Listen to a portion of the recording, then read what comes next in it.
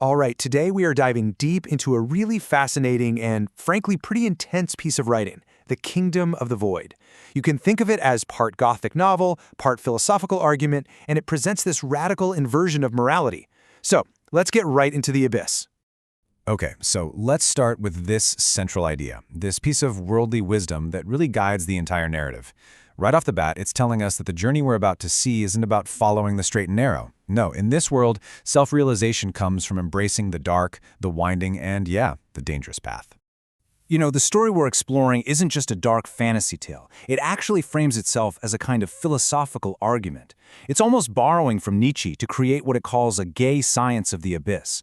This is a serious attempt to study and even champion what our society has always labeled as evil.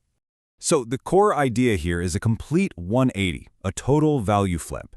The narrative is basically arguing that real progress, real strength, doesn't come from pushing down our darker instincts. It comes from embracing them. It's about finding freedom not from the shadow, but by going through it.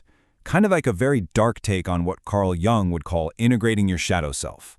So how does an abstract philosophy like this actually become real? Well, the narrative grounds it in a really powerful and symbolic act, taking over sacred architecture. And it all starts with a cathedral.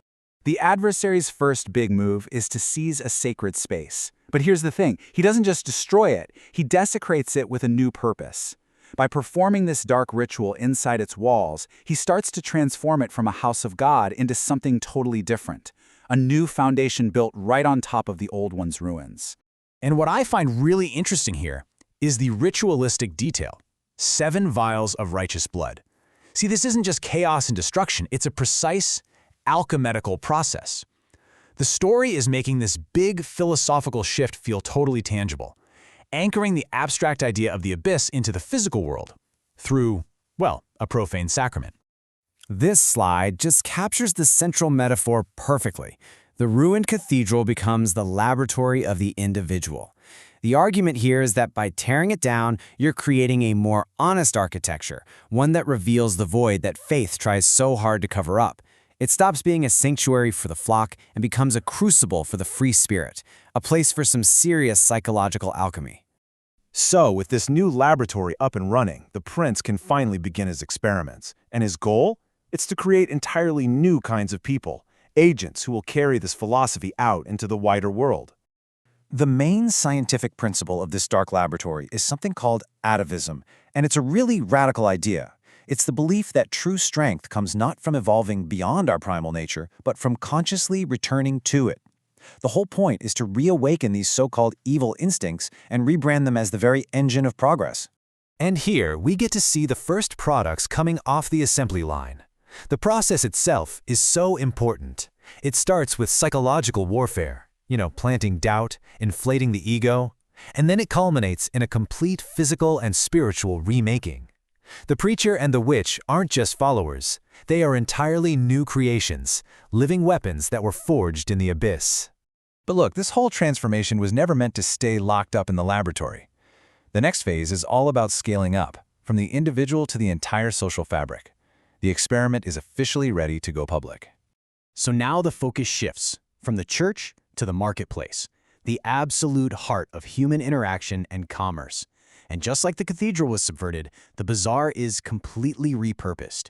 It's not just a place for trade anymore, it's now a place where souls are going to be tested, sorted, and, well, broken. The takeover is absolute. We see a new sun, a new altar, a new pantheon of sorts. Every single symbol of the old world is violently overwritten. And check out the gargoyles. They are the former saints, the righteous ones, now remade into demons. They're the graduates of that laboratory, and now they're serving as the literal anchors of this new abyssal architecture. The whole transformation reaches its climax in one final architectural space, the Obsidian Temple, deep in the heart of the pit. This is where the acolytes are going to face their final exam. This is it, the culmination of everything. The sloughing is that final shedding of their old moral skin. And the mirror? Wow, this is the ultimate act of shadow work. They aren't just looking at themselves, they are confronting their deepest nature so intensely that it shatters their old reality and forges a completely new one. The individual laboratory has produced its sovereigns. And with that, the story says its first phase is complete.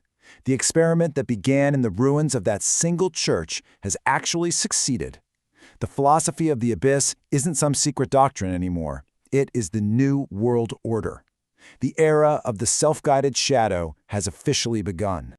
So, in the end, the narrative leaves us with a deeply provocative question. It pushes us past all the Gothic horror to really wrestle with the philosophy. It asks us to imagine a world built not on suppressing our darkest impulses, but on celebrating them as our greatest strength. What does that world actually look like? That's the unsettling thought we're left to ponder.